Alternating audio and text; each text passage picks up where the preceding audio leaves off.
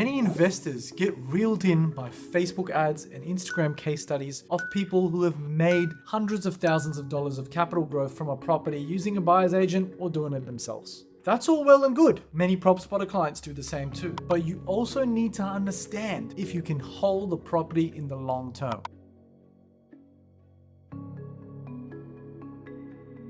The ability to hold a property is especially important if you have life changes on the horizon, or if you want to get out of the corporate rat race for a year or two and take a break, or you're expecting a newborn. And so I thought it was important to run through two different examples and talk about what opportunities could present themselves and how you can actually still get into the desired suburb that you want to get into by utilizing a little bit more patience or finding a different type of asset in order to maximize your chances at capital growth and your ability to hold that property for longer. So client number one, right? This person purchased in Frankston, Melbourne for $900,000. And once you counted stamp duty, you're looking at $952,650. The property is currently rented out for $580 a week, giving you a gross yield of 3.17%. Depending on your broker or your bank and how good your mortgage interest rates can be, you may get an interest rate at or around 5.8%. Now, what does that mean? If you're like me and you're using equity to borrow,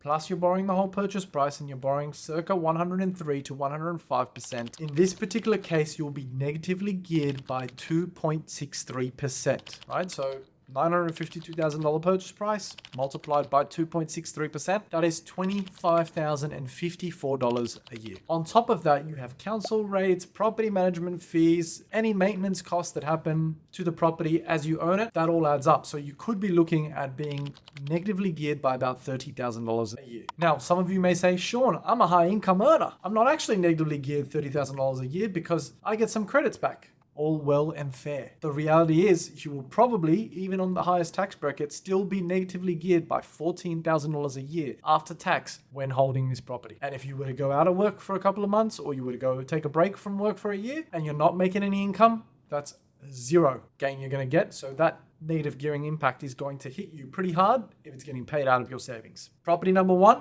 negatively geared 30 grand a year with very strong capital growth potential. Client number two recently purchased in Hobart for $655,000, and once stamp duty is included, you're at $679,000. What have they done differently? Beyond the suburb selection, they also looked at a house that had dual income potential. It had an existing granny flat where the current vendor was essentially hosting his older father. They had converted the garage into a one-bedroom self-contained unit with its own kitchen, its own living room, its own dining room, its own bathroom, right? That conversion cost the current vendor about $75,000 to $100,000 and is fully council approved. Now, at that $655,000 purchase price, the new owner, or the PropSpotter client, has been able to rent out the house for $580 a week. That is a 3-bedroom house with 1 bathroom, and then separately the granny flat or the unit at the back has been rented out for $395 a week. All of this has happened prior to settlement, with tenants moving in a few days after settlement. That property has a gross yield of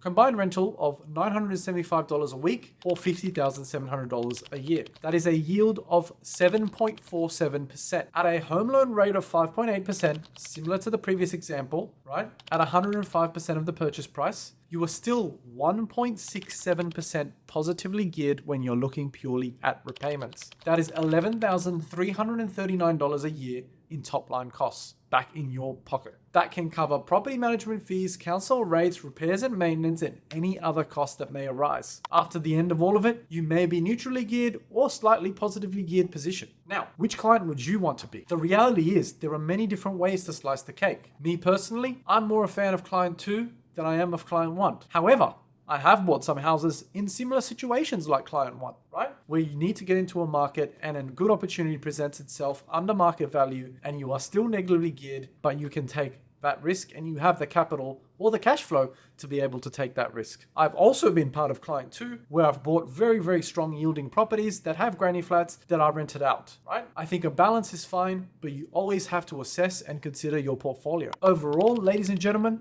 there are a few things that drive property prices. Number 1, timing the market. Number 2, time in the market. Number 3, yield. Number 4, suburb selection. And lastly, asset selection. You need to understand your capability and personal financial strength before you dive into a property decision for the sake of it. Ladies and gentlemen, I repeat that again. You need to understand your capability and your personal financial strength and resilience before you dive into a property decision for the sake of it. While the decision to buy something like Client 1 in Frankston will deliver you good capital growth, you may struggle to hold on to the property after a little while as life gets in the way. This will then force you to sell if rents don't increase quickly enough. Property 2, however, is a set and forget and could have the same or slightly less capital growth depending on the market cycle. This property can allow you to comfortably hold while managing all of your costs. So remember, while suburb selection is key, so is asset selection in the medium to long term within that same suburb. Holding property is a long-term game. Now, I'm interested. What are you more a fan of? Client 1 or Client 2? Leave your opinions in the comments below.